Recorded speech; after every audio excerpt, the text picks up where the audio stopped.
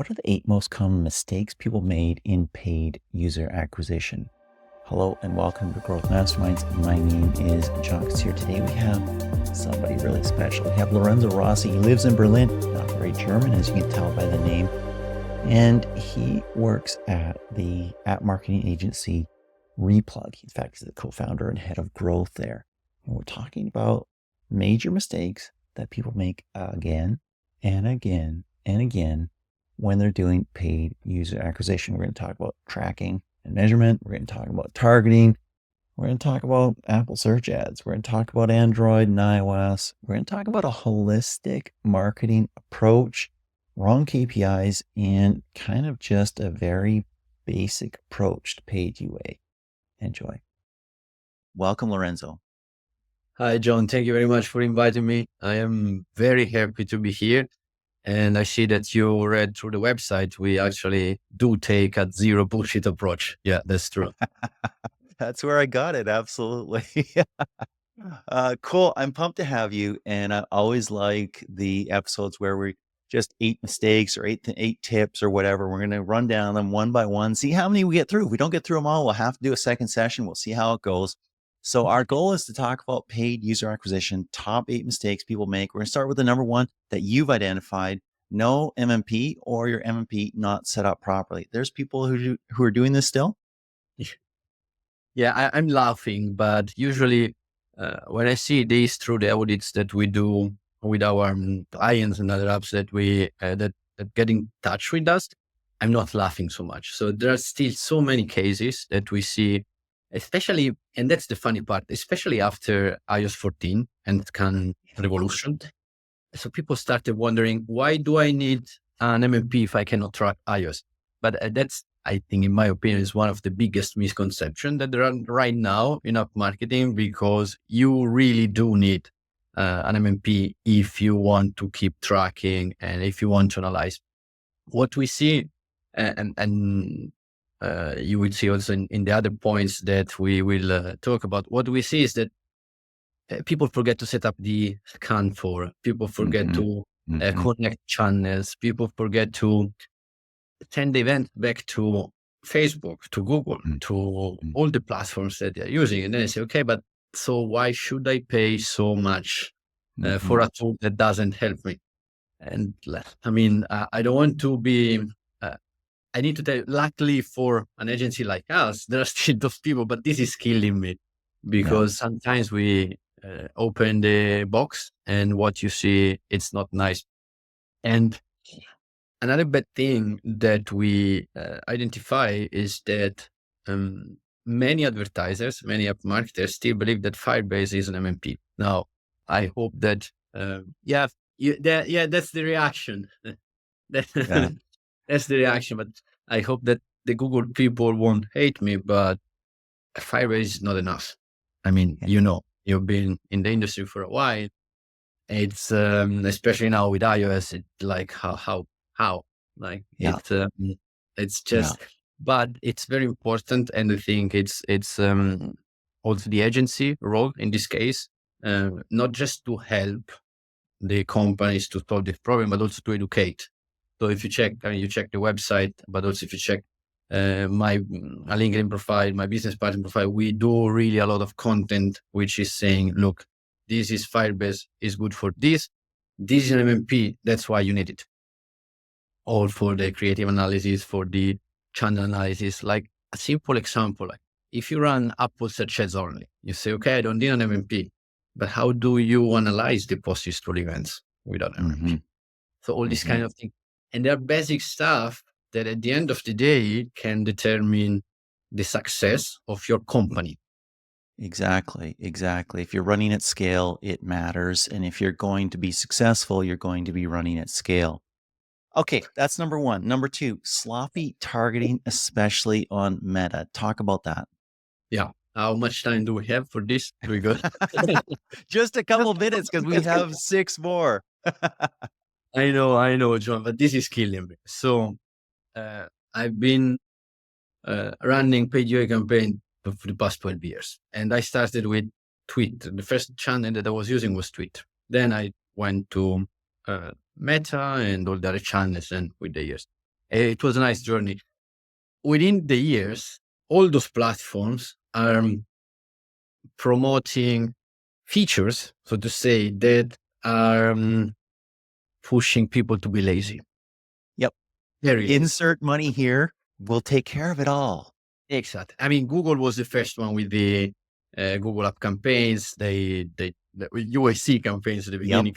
Originally. But Facebook is going in that direction in a subtle way, because the way they do it, when you set up a campaign now on Facebook, is like you can do it in 2 minutes. My niece, 13 years old, she can do it. She can do Certified. it. Certified meta expert. No.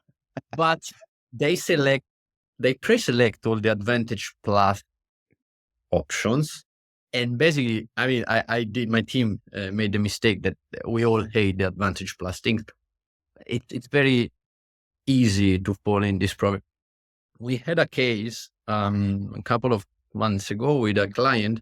They wanted to target only 45 plus users, and it was up for adult people like us, I would say.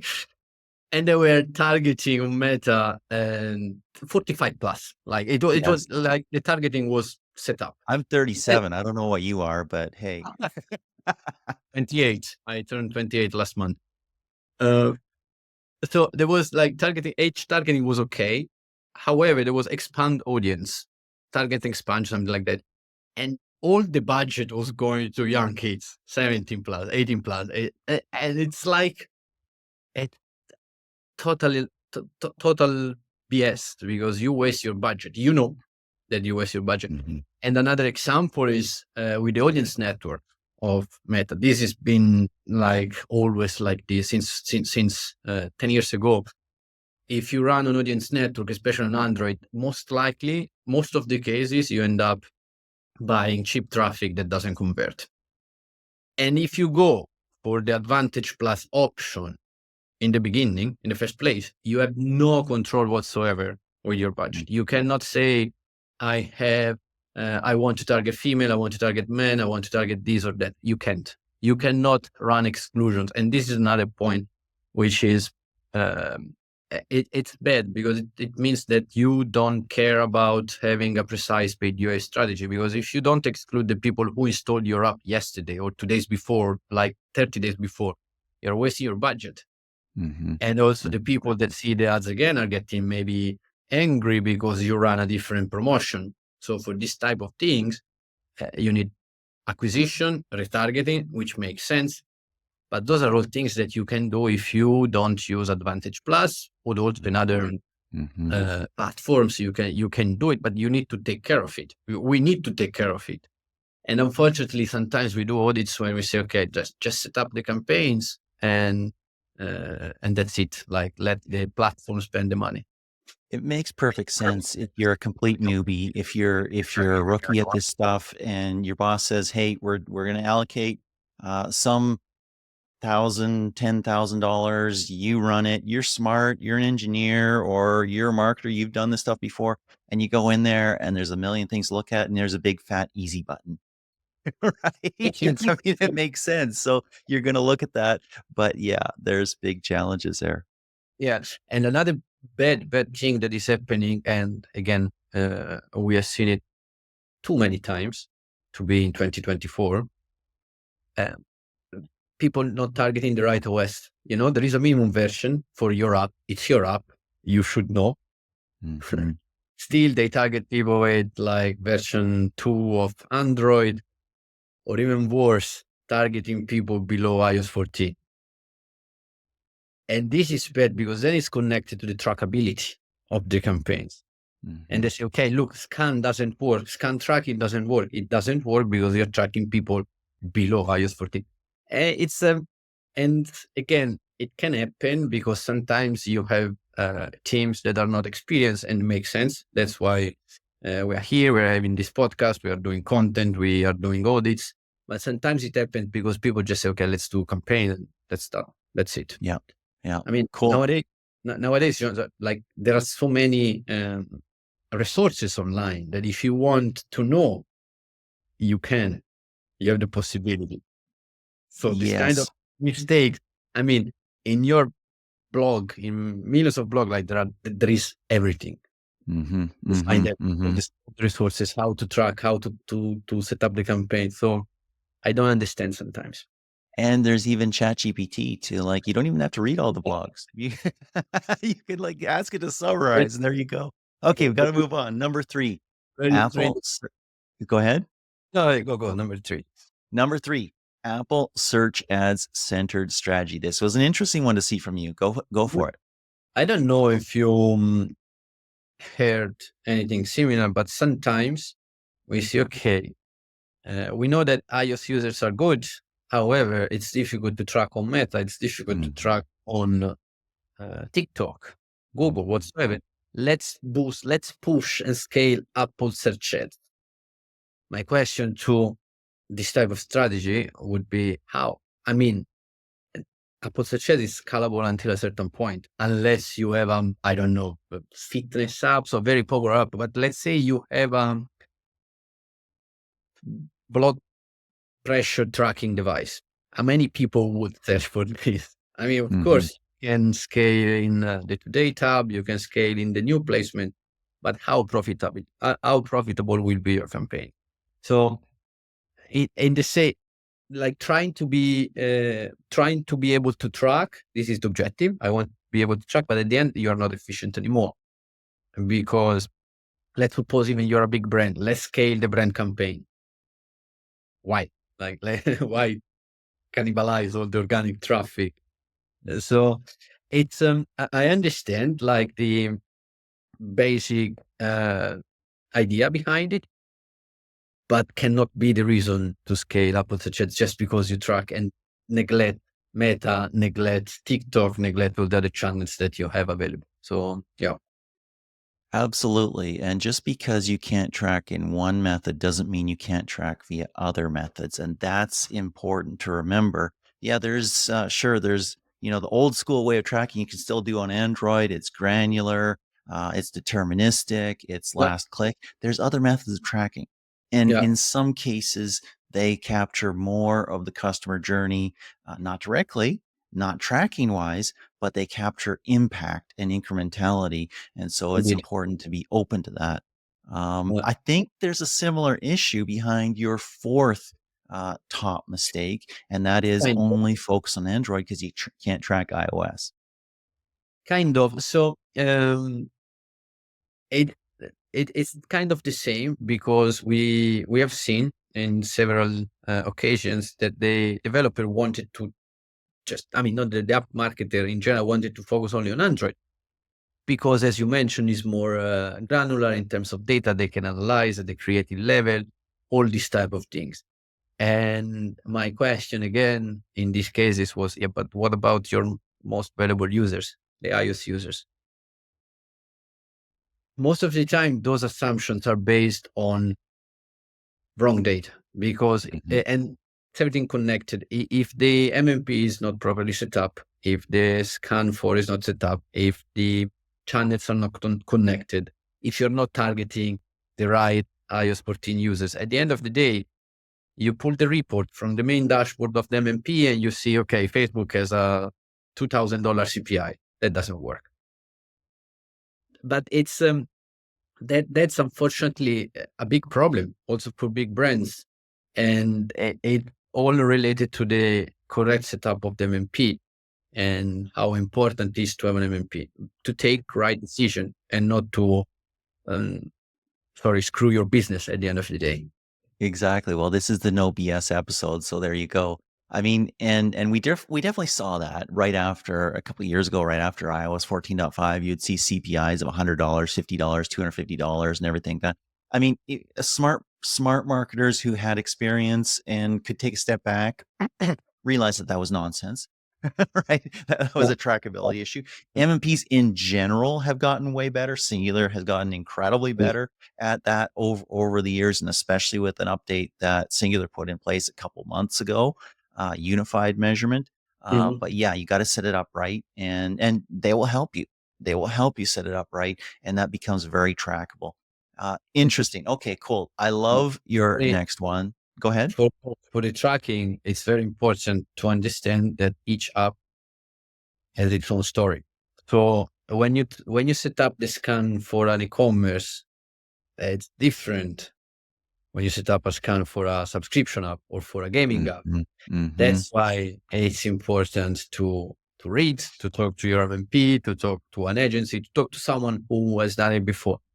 Yeah. Because while it's at the end of the day, you end up having the MMP, it doesn't help you, and you want to get rid of it and use Firebase. That's the story. I mean, I'm not saying it. I'm not saying this because it's Singular is an MMP, because it's the reality. Yeah. I get it. I get it. And Yeah.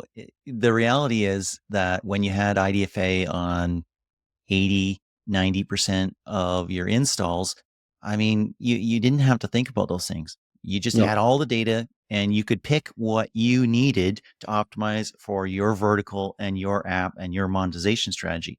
Now you got to think about it. As you said, you got to set up your scan model correctly and make that all work. And Cool. change and test. Yes. Yeah, exactly. Okay. Number 5, one size fits all creative strategy. Love this one. It's killing me.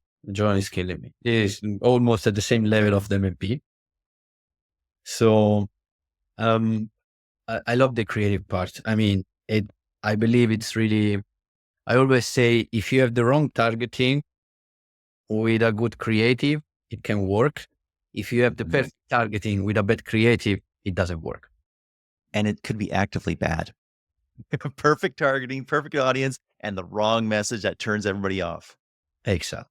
So the creative part can be, I've seen wrong things on so many different levels. The first thing is that app marketers tend to use the same creative approach for all the platforms. Let me give an example. TikTok and Instagram or Reels. Yeah, I'm going to use the same video that I use on Facebook. I'm going to use it on TikTok.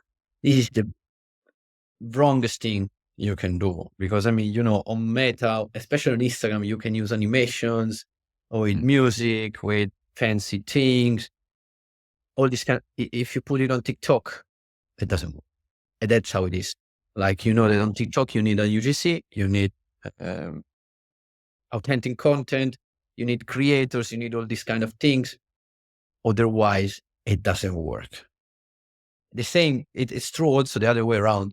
If you take a TikTok video and you put it on Instagram, at least for us, it can work, but not all the times. I'll make you an example. On TikTok, you don't need subtitles, not always. I mean, as a platform, you know that it's always with the volume on, so people hear. You need a hook, and then the video is better without subtitle. On Meta, on Instagram especially, like Insta stories, most of the times are muted, so you need subtitles. Facebook videos, again, just not to, but there are many old people that don't have the volume or don't hear, so they want to read subtitles. It's different. You can use the same video, but you need to modify it. You need to put, for Facebook, you need to put a call to action at the end, while on TikTok, it's better if it's like the raw material. And this is valid for Twitter, is valid for Google, is valid for other things. We really need to think about the different type of platform. Yeah. And the different type of audience that you have in the platform, because then according to the audience that you have in the platform, you can also change the message. So this is very important. And the same way, one size fits all, it's not valid for the different audiences. If you target men, if you target female, if you target US, if you target Italy, you can use different approaches. And this is all valid, of course, if you have a good budget. If you have a small budget and you want to test, I mean, you still need to tailor your creative to your audience, but don't get too crazy, because it doesn't make sense. But if you're running at scale on different platforms, and then it makes sense to adapt. It's also true in the same platform, like Meta. Meta has a Facebook Reels, Instagram Reels, Insta Story, Insta Feed audience. So they have like 10 different placements. You cannot use the same creating all the placements. And just how it is. And again, it's connected to the Advantage Plus feature. If you choose Advantage Plus uh, creative feature, you're going to have all the creatives cut in many bad ways. I have a collection of bad ads in my phone that you cannot imagine, because like it's very easy. Stop the campaign, select 10 creatives, boom. And then you see Facebook feed with banners that are totally cut. You don't read the text, you don't see the image. And this is, in my opinion, is one of the worst experience. If I see one banner like this, this company doesn't hire the right people. I don't want to buy from them.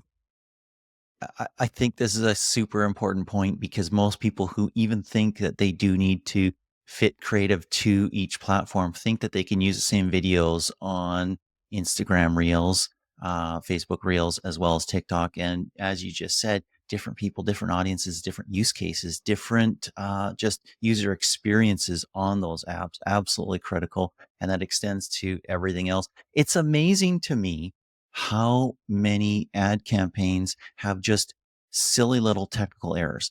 Won't mention the platform that I was on, but it's a major global platform that we're talking about in this today. And I clicked on 2 ads yesterday as I was just browsing in the evening, and one never completed. It had some sort of deep link or something like that, and I just hung. So I literally did it twice because it was something I was quite interested in. Got nothing, right? The next one went to the actual brand's page or site and said page not found. It's like people are spending big dollars here, and there's simple things that they're really messing up on. Yeah. And I mean, with the creatives, you can do so many wrong things also for testing, right? So another mistake that marketers, company do, we see a lot, is that they produce a lot of things, a lot of new creatives for Meta, TikTok, UGC, banners, whatsoever, and they don't have a proper strategy or structure to test. Because, TikTok and Meta, especially, they are stupid, allow me the term. So if they know this banner is gonna work, for them, it's gonna work forever. This video is so they're gonna push it. So if you put a new banner in the same ad set, they will never get some traction. And then it's okay, they don't work. No, you don't know if they don't work, because like if they get 50 impressions in 1 week, how can you know if it's working or not, right? So what we always suggest with our clients, with our audits, prepare a testing structure. What we do with our accounts, like we have the scale campaign or the scale ad group, and then we always have something, a duplication of this ad set to test the new things, because it's very important. Otherwise, if they don't get enough impressions, how can you know?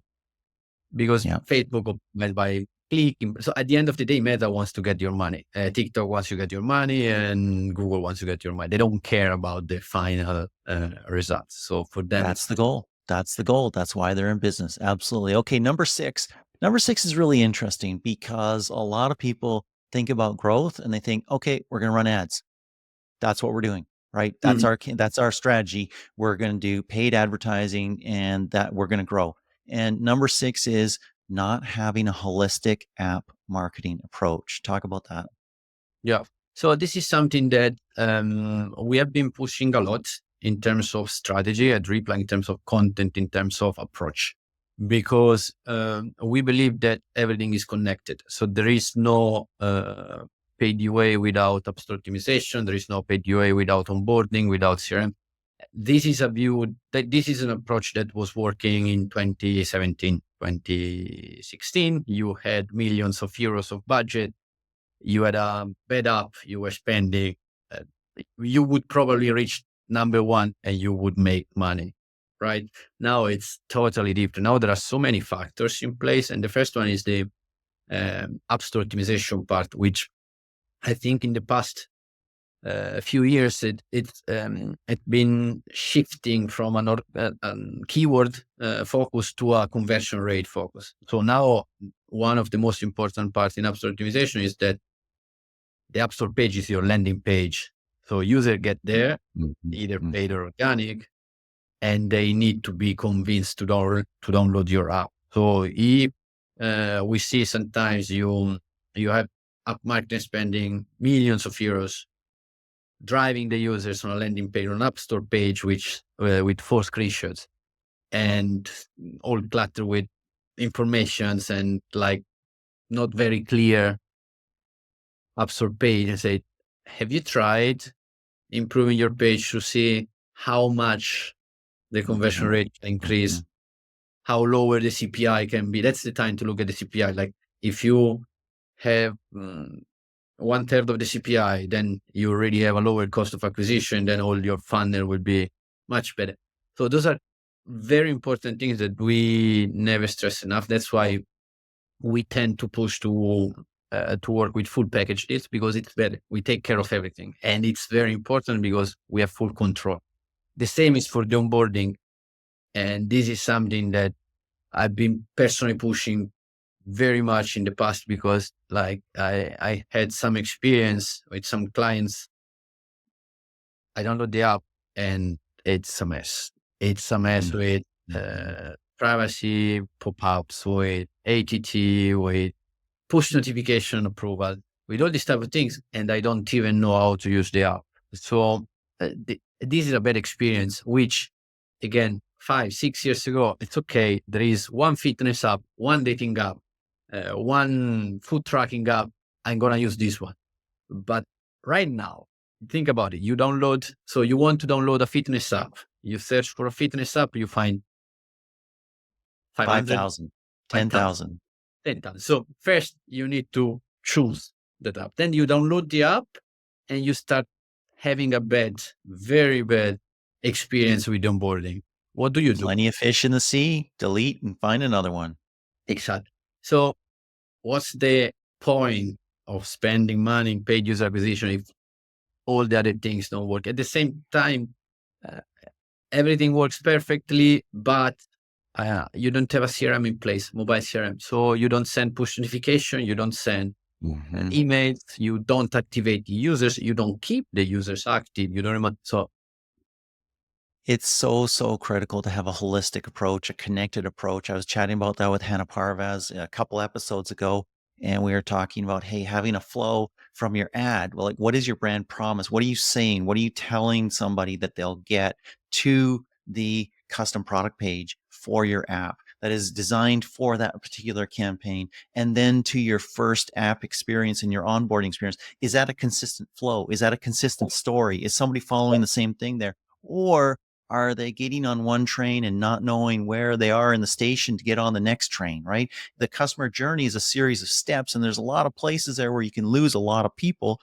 and having something confusing or something that jars or doesn't match what they originally wanted when they clicked on an ad or found something, that's a real challenge. And that takes a very holistic approach. It's not easy. Okay, number 7, looking at the wrong KPIs. That's interesting, right? Because, I've sort of thought, by now most people know the right KPIs. You're not going to look at your vanity KPIs. You're going to look at your, what really matters. But that's apparently not true. no, vanity metrics are still a thing. Vanity metrics are around us. We cannot get rid of them.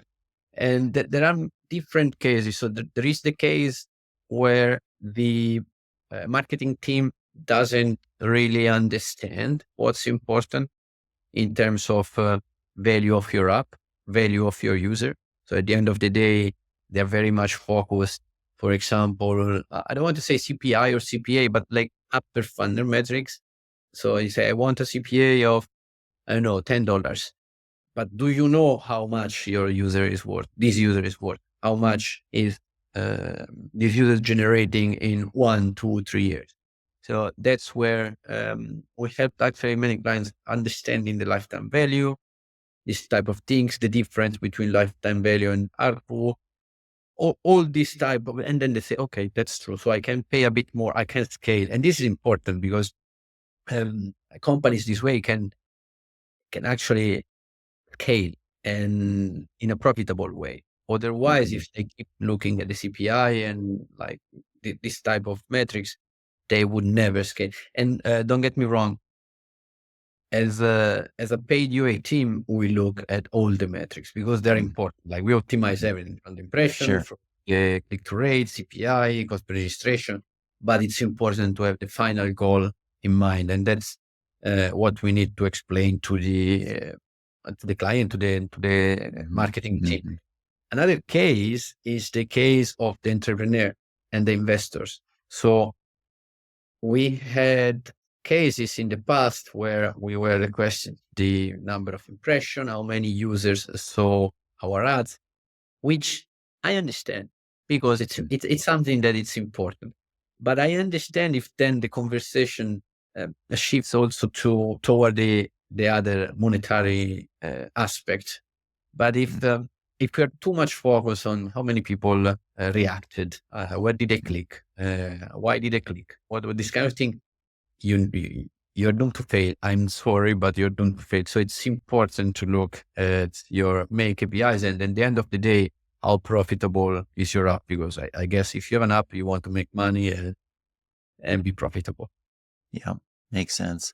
Okay, cool. You know what? We've arrived at number 8. You were kind of skeptical at the top, if we get through all this stuff, but looks like we're making some decent progress. So that's great. We're at number 8 here. Basic paid UA strategy. It's funny because we just talked about having a holistic app marketing strategy, but what I think you're getting at here is, hey, you decided to do some paid. You're gonna actually buy some ads. It's important to have a good strategy for that part as well. Yeah. So basically, this is more of a general thing that I see that I've seen in the past. Again, back in the days, there was the duopoly, Facebook and Google.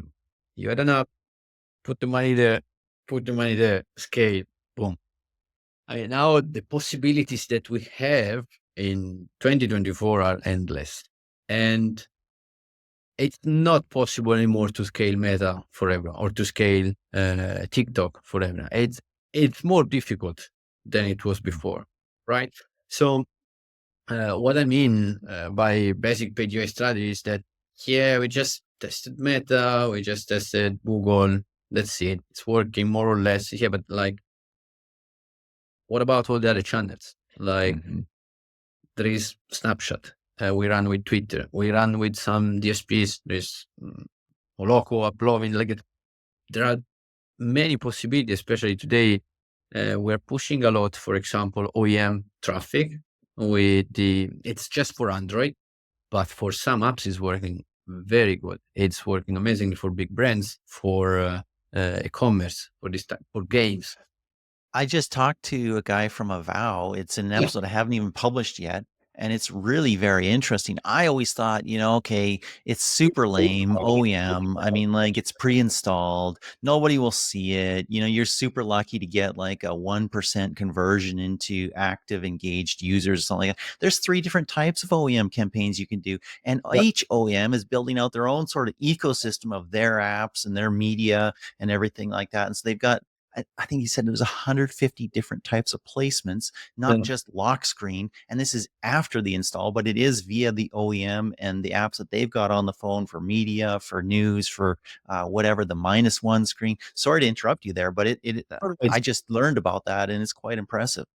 It is like we have been pushing it a lot, and it's working. Like for us, of course, like not for all the apps, but we have a great success rate with this traffic. And as you mentioned, like there are endless possibility because there are different manufacturers, there are different carriers, there are different placements. So what I mean here is be creative and try to look, I don't want to say outside the box, but try to look around and ask your peers, see what your competitors are doing, read, check. So at the end of the day, we cannot be lazy, and laziness is like something that is really bothering me because it's difficult.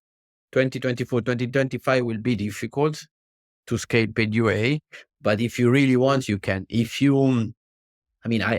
could have 10 more mistakes, but those were the main ones. So if you try not to do those things and take care of detail and your targeting, your creative, put them together, I think it's still possible. it's I agree that it is still possible. And I'm glad that we talked about sort of these 8, most common mistakes, stuff like that. The reality is when you get into anything, there's 50 million mistakes that you can make yeah, because everything is complicated. Everything has edge cases. Everything has little nuances and tricks and everything like that. And if you're not somebody who's in that world every single day, seeing that, understanding that, even sometimes specializing in a few different platforms, you don't know that stuff and yeah. you are not able to fully optimize every dollar of ad spend. So I really appreciate what you and others like you do. Lorenzo, I got to say thank you. This has been a great episode. I Thank love you. having these conversations. I love having these insights. Thank you so much. Thank you for inviting me. It was nice. Awesome.